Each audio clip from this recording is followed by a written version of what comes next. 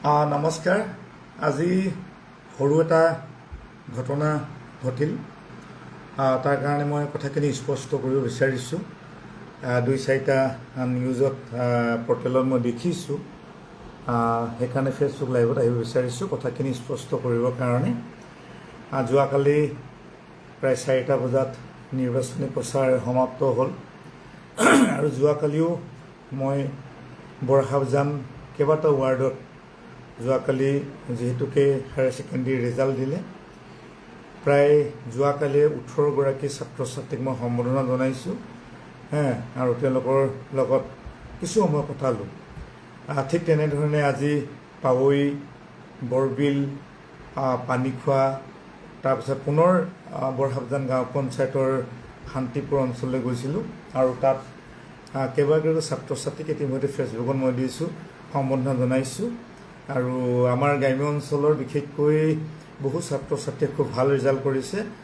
আমাৰ প্ৰায় 89, 91 এনেকুৱা ধৰণে, গতিকে সকলোকে সম্বোধনা জনাবৰ কাৰণে মই গ'লোঁ। আৰু ঠিক তেনেধৰণে শান্তিপুৰ 7 নম্বৰ ৱাৰ্ড, যিটো 7 নম্বৰ ৱাৰ্ড পৰে বৰহাবজান গাঁও পঞ্চায়তৰ, ঠিক এঘৰ মানুহৰ পৰা আমি ওলাই আহিছিলোঁ। কেইবাগৰাকী ব্যক্তিয়ে মোৰ লগত প্ৰায় 15-20গৰাকীমান গাঁৱৰ মানুহ গোট খাই আছিলে। ঠিক খোজকাঢ়ি আহোঁতে বৰহাবজান গাঁও পঞ্চায়তৰ 7 নং ৱাৰ্ডৰ প্ৰাক্তন সদস্যা, সেইটো সময়ত বিজেপিৰ আছিলে, জোনমণি মৰাণ, আৰু সেই জোনমণি মৰাণ আৰু তেওঁৰ স্বামী হিমান্ত মৰাণ আৰু দেউৰেক হীৰকজ্যোতি মৰাণ, তিনিগৰাকীয়ে গৈ যি ৰাস্তাত খোজকাঢ়ি আহিছিলোঁ তাতে তেওঁলোকে ভিডিঅ' কৰি আছিলে। মই একো কৰা নাই, মই ভিডিঅ' কেলৈ কৰিছোঁ, তাত তেওঁলোকে এটা কথা কৈছে, কেলৈ নিৰ্বাচন প্ৰচাৰ চলাবলৈ আহিব, কিয় কৰিব, বা আপোনালোকে এতিয়া নিৰ্বাচন শেষ হ'ল। মই এটা কথা ক'লে, আমি নিৰ্বাচন নহয় যে আমি কৰিবলৈ আহিলোঁ সম্বোধনা জনাবৰ কাৰণে। আৰু যেনেধৰণে আপোনালোকে ভিডিঅ'টো ভালকৈ চাব, যেনেধৰণে অবাইচ মাত মাতি হাজবেণ্ড, দেউৰেক আৰু তাই যিমান উগ্ৰভাৱে আমাৰ মানুহখিনিক ব্যৱহাৰ কৰিছে, আপোনালোকে ভিডিঅ'টো চাওক, তাইয়ে দিয়া ভিডিঅ'টো আপোনালোকে চাওকচোন, মুখৰ মাত চাব, অশ্লীল ভাষাৰে। গতিকে মই ভাবিলোঁ, কাৰণ তেওঁলোকে যা তা কৰিব পাৰে, কাৰণ তাইৰ ৰেকৰ্ড আছে, তাইৰ বহুত ৰেকৰ্ড আছে, যা তা কৰিব পাৰে, সেইকাৰণে গাড়ীখনত উঠি আৰু গুচি আহিলোঁ। তাই বাৰম্বাৰ গৈছে প্ৰচাৰ চলাবৰ কাৰণে কি আছে, এতিয়াতো একোৱেই নাই। নিৰ্বাচন যোৱাকালি সমাপ্ত হৈ গৈছে প্ৰচাৰ কাৰ্য, আৰু প্ৰচাৰ নতুনকৈ চলাবলৈ কি আছে। আৰু গোটেই সমষ্টিটোত, সমগ্ৰ অসমৰ লগতে ডিগবৈ সমষ্টিত প্ৰতিটো আঞ্চলিক পঞ্চায়তৰ সদস্যা, জিলা পৰিষদৰ 4গৰাকী ব্যক্তি, মই আজিও কৈছোঁ ফেচবুক লাইভত, মই আজিও কৈছোঁ কাইলৈ নিৰ্বাচন আছে, 11 তাৰিখে গোটেই কথা স্পষ্ট হ'ব। গতিকে নতুনকৈ প্ৰচাৰ কৰিবলগীয়া নাই। তেওঁলোকে এটা ইছ্যু বনাই আছে, মানে যে বদনাম কৰিব লাগে, নিউজত দিব লাগে। মই এটা কথা আপোনালোকে চাওকচোন, মই ক'ৰবাত না মিটিং কৰিছোঁ, না কাৰোবাক মই কিবা প্ৰলোভন দিছোঁ, বা মই আমাৰ বিজেপিৰ কিবা কথা তাত বক্তব্য ৰাখিছোঁ। ক'তোতো বক্তব্য ৰখা নাই, ক'তো কোৱাও নাই। ৰাস্তাত আগুচি ধৰি যেনেকুৱা ধৰণে মানে অভদ্ৰামী কৰিছে, গতিকে সেই অভদ্ৰামীৰ পৰা পৰিত্ৰাণ পাবৰ কাৰণে মই আচলতে গুচি আহিলোঁ। কাৰণ ময়ো কাজিয়া কৰিব পাৰিলোঁহেঁতেন, মই মোবাইল কাঢ়িব পাৰিলোঁহেঁতেন। দেখিলে মই ক'লোৱে বাৰম্বাৰ, তেওঁলোক কোনো ৰাইজ নাই, অকল তেওঁৰ হাজবেণ্ড হিমান্ত মৰাণ, তেওঁৰ দেউৰেক হীৰকজ্যোতি মৰাণ আৰু তাইৰ লগত কোনো নাই। মানে সেই তিনিগৰাকীয়ে থাকে, আৰু ক'ৰবাত কাজিয়া সেই তিনিগৰাকীয়ে কৰেগৈ, ৰেকৰ্ড আছে কাজিয়া কৰা। গতিকে গুচি আহিলে, সেইকাৰণে স্পষ্ট কৰিছোঁ। আৰু বিশেষকৈ নিউজ চেনেল সাংবাদিক বন্ধুসকলক এটা কৈছোঁ, এটা চেনেলত দেখিলোঁ, সেইটোৱে অকণমান দুখো লাগিছে, হাঁহি উঠিছে, যে সুৰেণ ফুকনক, ডিগবৈ বিধায়কক পহু খেদা দিলোঁ। এইটো একেবাৰে গোকাত মিছা কথা। পহু খেদা দিবলৈ যাক মানুহ হ'ব লাগিব, গাঁৱৰ মানুহ আহিব লাগিব, মোৰ বিৰুদ্ধে কিবা আচৰণ বিধি উলংঘা কিবা প্ৰমাণ দিব লাগিব, বা মই ক'ৰবাত বক্তব্য দিব লাগিব। গতিকে এইটো ভুল তথ্য পাইছে আপোনালোকে, ভুল তথ্য দিছে, তথ্যটো পোৱাই নাই।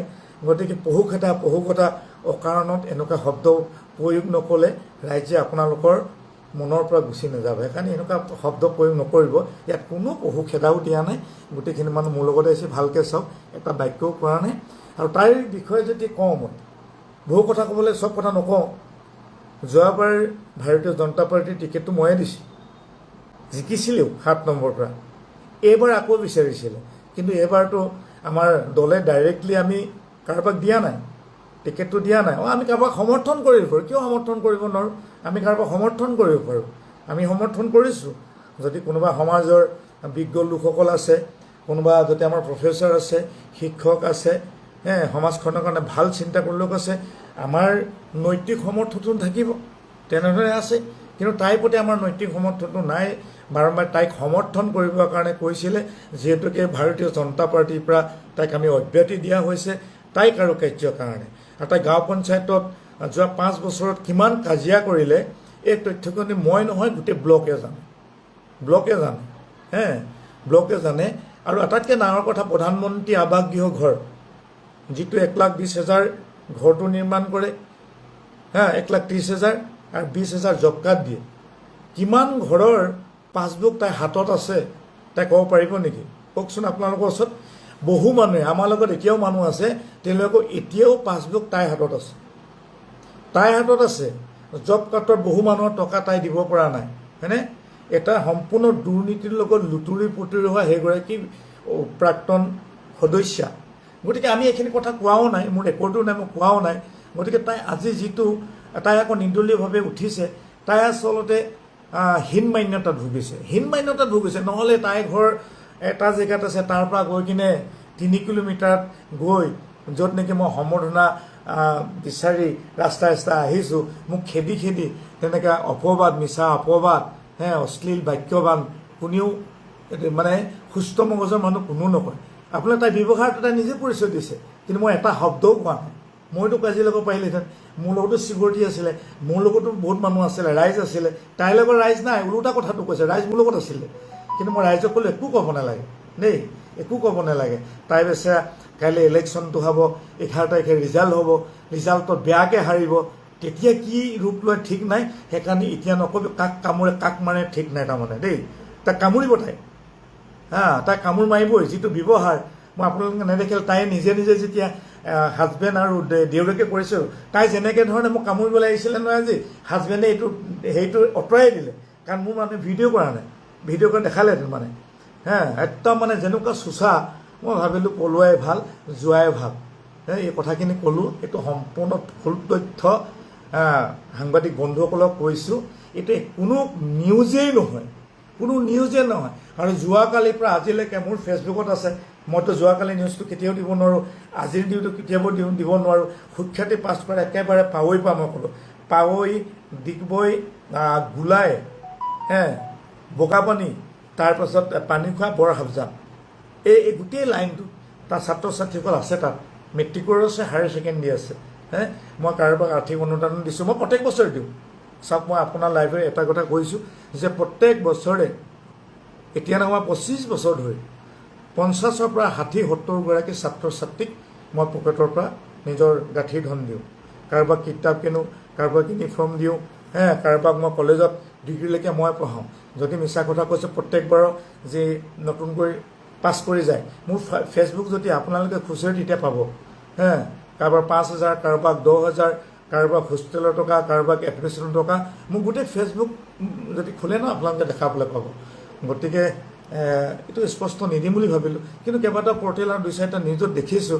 এইটো পহুকেইটা একদম সম্পূৰ্ণ 100% নহয় 200% মিছা কথা আৰু এই মিছা কথাটো আপোনালোকে পহুকেইটা দি কিনে আপোনালোকে সমাজখনৰ ওচৰত থিয় হ'ব নালাগে এতিয়া তাৰ মানুহ দেখোন গোটেই গাঁৱৰ মানুহে তাইক বেয়া পাইছে তাই গাঁৱৰ মানুহ আছে কেইটা তাইৰ লগত মানুহে ভয় কৰে তাই মই আপোনাৰ চেনেলত কৈছোঁ গাঁৱৰ মানুহে ভয় কৰে তালৈ 3জনেই মানুহ আছে তাই নিজে আছে জোনমণি সীমান্ত হাজবেণ্ড হীৰকজ্যোতি দেউৰে সেই 3জনে তেওঁলোকৰ ৰাইজ ক'ৰ ৰাইজে খেদিলে আৰু ক'ত মই মিটিং কৰিলোঁ ক'ত নিৰ্বাচনী উলংঘা কৰিলোঁ কি মই ক'তো যাব নোৱাৰিমেই নেকি এতিয়া মৰাণ বিহু মই মৰাণ জনগোষ্ঠী মইতো যাব পাৰোঁ কাৰোবাৰ মানুহৰ মৃত্যুৰ মুখত পৰিছে কাৰোবাৰ বেমাৰ হৈছে এতিয়া সম্বৰ্ধনা জনাটো মোক কেতিয়াও অপৰাধ হ'ব নোৱাৰে নিৰ্বাচনী উলংঘা মই কেতিয়াও কৰা নাই কাৰণ মই কাৰোবাক যদি গামোচাখন দিওঁতে যদি তাই অহাকালিলৈ নিৰ্বাচনত হাৰে তেনেহ'লে ক'বলগীয়া নাই